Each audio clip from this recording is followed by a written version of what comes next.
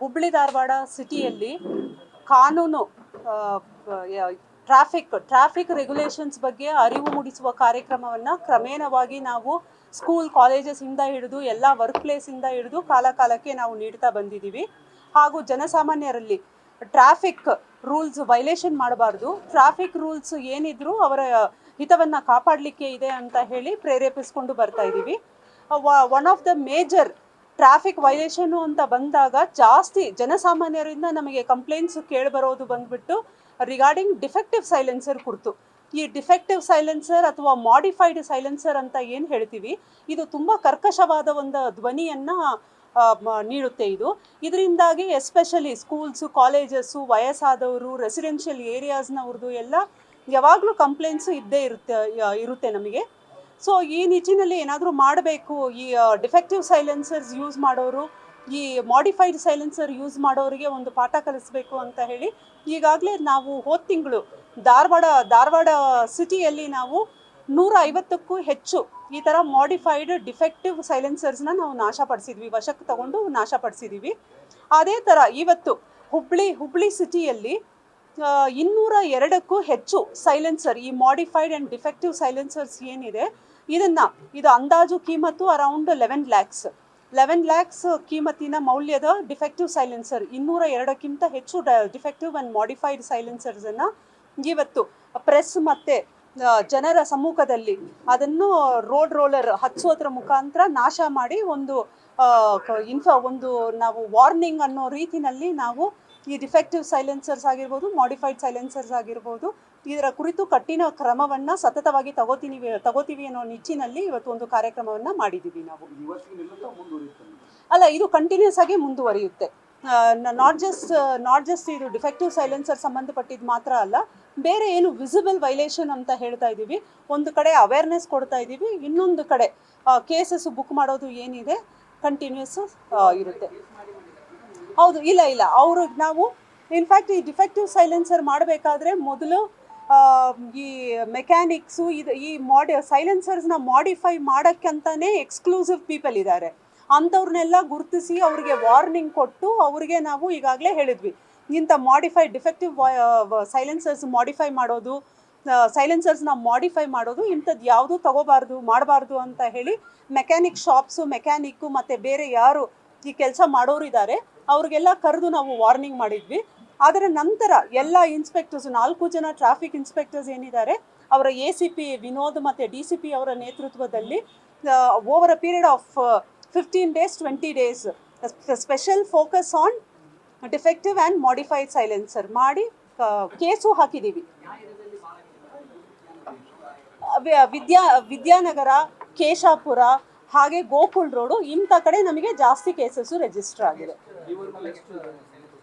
202 ಸೈಲೆನ್ಸರ್ಸ್, defective and modified ಸೈಲೆನ್ಸರ್ಸ್. Okay, ಹಾಂ. 19ನೇ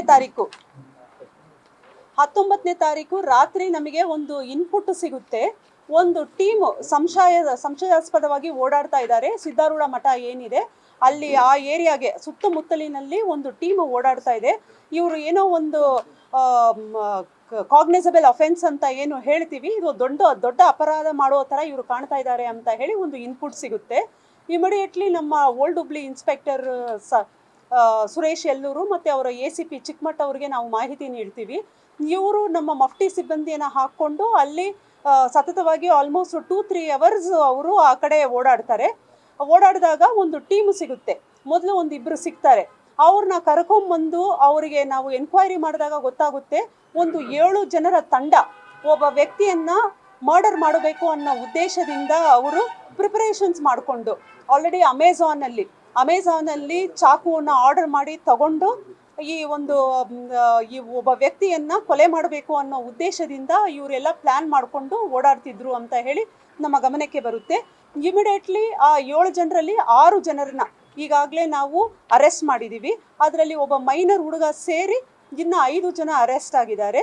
ಅವರ ವಿವರ: ಮಂಜುನಾಥ್ ತಂದೆ ಪರಶುರಾಮ್ 21 ವರ್ಷ ಆಟೋ ಚಾಲಕ, ಪವನ್ ತಂದೆ ಗಬ್ಬೂರ್ 22 ವರ್ಷ ಪ್ಲಂಬಿಂಗ್ ಕೆಲಸ, ವಿನಾಯಕ್ ತಂದೆ ಪರಶುರಾಮ್ 20 ವರ್ಷ ಹಣ್ಣಿನ ವ್ಯಾಪಾರ, ನಾಗರಾಜ್ ತಂದೆ ಕಾಶಿನಾಥ್ 59 ವರ್ಷ ಮಟನ್ ವ್ಯಾಪಾರ, ರಾಜಪ್ಪ ತಂದೆ ರಾಮಪ್ಪ ಹನುಮನಲ್ಲಿ 28 ವರ್ಷ ಹಣ್ಣಿನ ವ್ಯಾಪಾರ, ಓರ್ವ ಕಾನೂನು ಸಂಘರ್ಷಕ್ಕೆ ಒಳಗಾದ ಬಾಲಕ ಮೈನರ್ ಹುಡುಗ.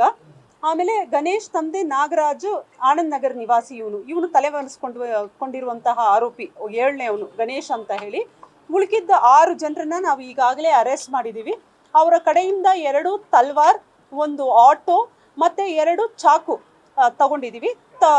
ಸೆಕ್ಯೂರ್ ಮಾಡಿಕೊಂಡು 2 ಬೈಕ್ ತಗೊಂಡು ನಾವು ಈಗಾಗಲೇ ಓಲ್ಡ್ ಹುಬ್ಳಿಯಲ್ಲಿ ಕೇಸ್ ರಿಜಿಸ್ಟರ್ ಮಾಡಿದ್ದೀವಿ. ಇವರು ಎನ್ಕ್ವೈರಿಯಲ್ಲಿ ದೀಪಕ್ ಧಾರವಾಡ ಅಲ್ಲ, ದೀಪಕ್ ಧಾರವಾಡ ಅನ್ನೋ ವ್ಯಕ್ತಿಗೆ, ಇವರಿಗೆ ಈ ಮೇನ್ ಆರೋಪಿ ಏನಿದಾನೆ ಗಣೇಶ್, ಇವನಿಗೆ ಬಂದ್ಬಿಟ್ಟು ವೈಷಮ್ಯ ಇರುತ್ತೆ. ಆ ನಿಟ್ಟಿನಲ್ಲಿ ಏನಾದರೂ ಮಾಡಿ ಇವನಿಗೆ ಮುಗಿಸ್ಲೇಬೇಕು ಅಂತ ಹೇಳಿ ಇವರು ಸಂಚು ರೂಪಿಸ್ತಾರೆ. ಸಂಚು ರೂಪಿಸಿದಾಗ ಇವನು ಗಣೇಶ್ ಅನ್ನೋನು ಏನು ಮಾಡ್ತಾನೆ, ಈ ಟೀಮನ್ನು ರೆಡಿ ಮಾಡ್ಕೋತಾನೆ. ಈ ಕಾನೂನು ಸಂಘರ್ಷಕ್ಕೆ ಒಳಗಾಗಿರುವ ಬಾಲಕನ ಸೇರಿಸಿ 6 ಜನ, ಅಂದರೆ ಈ ಮೇನ್ ಆರೋಪಿ ಸೇರಿ ಒಟ್ಟು 7 ಜನ ಟೀಮ್ ಮಾಡಿಕೊಂಡು 19ನೇ ತಾರೀಕು ಲೇಟ್ ನೈಟ್ಸಲ್ಲಿ ಮರ್ಡರ್ ಮಾಡಬೇಕು ಅಂತ ಹೇಳಿ ಅವ್ರದ್ದು ಪ್ಲ್ಯಾನ್ ಇರುತ್ತೆ.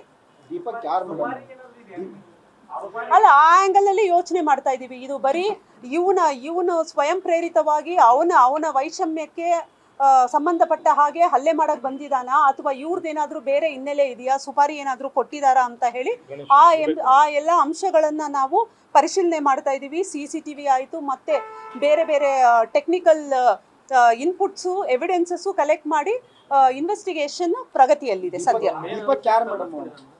ಇವನು ದೀಪಕ್ ಅನ್ನೋನು ಬಂದ್ಬಿಟ್ಟು ಅಲ್ಲಿಯ ಲೋಕಲ್, ಇವನು ಬಂದ್ಬಿಟ್ಟು ರೌಡಿ ಶೀಟರ್ ಅನ್ನೋ ಲೆಕ್ಕಕ್ಕೆ ವ್ಯಕ್ತಿ. ಅವನದು ಬಂದ್ಬಿಟ್ಟು ಅಲ್ಲಲ್ಲ, ರೌಡಿ ಶೀಟರ್ ಆ ಥರ ಕ್ಯಾರೆಕ್ಟರ್.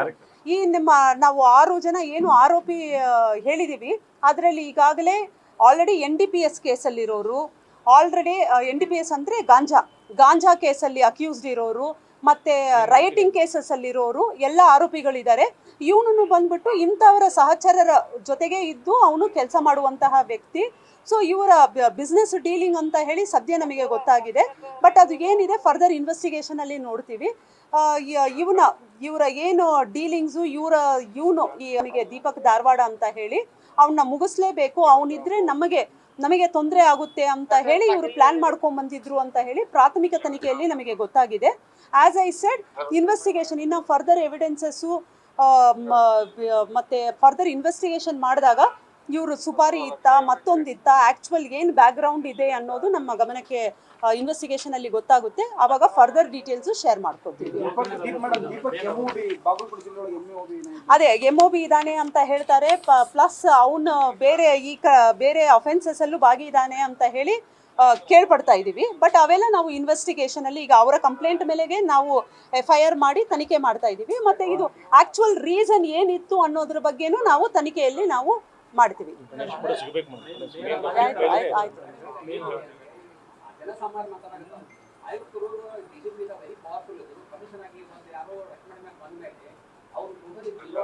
ಅಲ್ಲ,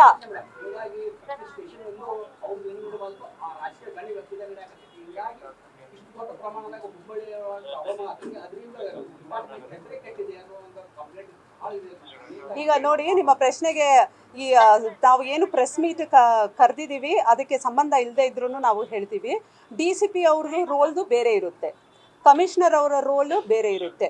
DCP ಕ್ರೈಮ್ ಏನು ಮಾಡಬೇಕು ಅಂತ ಹೇಳಿ already set out rules regulation ಇರುತ್ತೆ. ಕಮಿಷನರ್ ಅವರ ರೋಲ್ ಏನಿದೆ ಅಂತ ಹೇಳಿ ನಾವು ಮಾಡ್ತೀವಿ.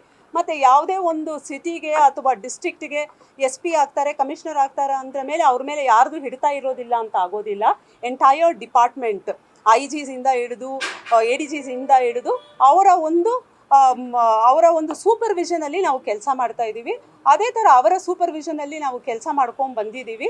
ಮತ್ತು ನಮ್ಮ ಟೀಮು ಏನಿದೆ, ಈಗ ಒಂದು ಮರ್ಡರು ಅಂತ ಹೇಳಿ ಇನ್ಪುಟ್ ಸಿಕ್ಕ ತಕ್ಷಣ ನಾವು ಏನು ಮಾಡಬೇಕು, ಪ್ರಿವೆಂಟ್ ಮಾಡಬೇಕು ಮರ್ಡರ್ ಅಂತ ಹೇಳಿ ಏನು ಮಾಡಬೇಕು ನಾವು ಅದನ್ನು ಮಾಡಿದ್ದೀವಿ.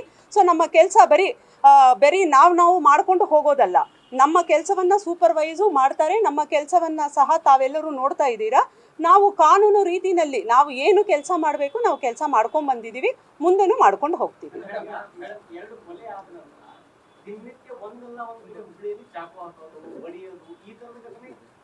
ಸಾಮಾನ್ಯವಾಗಿದೆ. ಪೊಲೀಸರ ಭಯನ ಇಲ್ವಾ ಮುಸ್ಲಿಂ ಜನರಿಗೆ? ಅಲ್ಲ,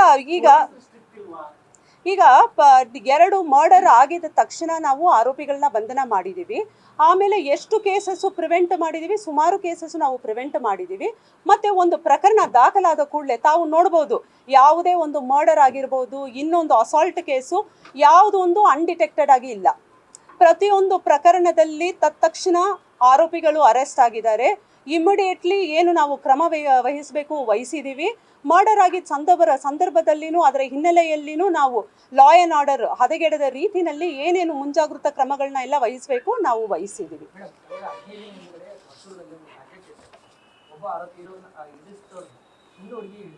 ಅಲ್ಲ, ಅದು ಸದ್ಯದಲ್ಲೇ ನಾವು ಮಾಡಿ ಅಲ್ಲ ನೋಡಿ, ಕೆಲವೊಂದು ಸಲ ಆರೋಪಿಗಳು ನಮ್ಮ ಪೊಲೀಸ್ನು ಔಟ್ಸ್ಮಾರ್ಟ್ ಮಾಡಿ ಓಡಾಡ್ತಿರ್ತಾರೆ. ಬಟ್ ಅದಕ್ಕೆ ಬಹಳಷ್ಟು ಕಾಲ ಆಗೋದಿಲ್ಲ. ನಾವು ಏನು ಎವಿಡೆನ್ಸ್ ಕಲೆಕ್ಟ್ ಮಾಡಬೇಕು, ನಮ್ಮ ಟೀಮು ಏನು ಕೆಲಸ ಮಾಡಬೇಕು, ಅದು ನಾವು ಸತತವಾಗಿ ಅಲ್ಲ ತಮಗೂ ಗೊತ್ತಿದೆ, ನಮಗೂ ಗೊತ್ತಿದೆ ಆರೋಪಿ ಯಾರು ಅಂತ ಹೇಳಿ. ಮತ್ತು ನಾವು ತನಿಖೆ ಮಾಡ್ತಾ ಇರೋರು, ಅದು ಒಳಗಿಂದು ವಿಷಯ ಏನಿದೆ ನಮಗೂ ಗೊತ್ತಿದೆ. ಸದ್ಯದಲ್ಲೇ ಅರೆಸ್ಟ್ ಮಾಡಿ ಇನ್ನೊಂದು ನಿಮಗೆ ಪ್ರೆಸ್ ಮೀಟ್ ಮಾಡಿ ಆ ಮಾಹಿತಿಯನ್ನು ಕೊಡ್ತೀವಿ. Okay, thank you. News first, ನಿರ್ಭೀತಿಯಿಂದ ನಿಮ್ಮ ಪರವಾಗಿ.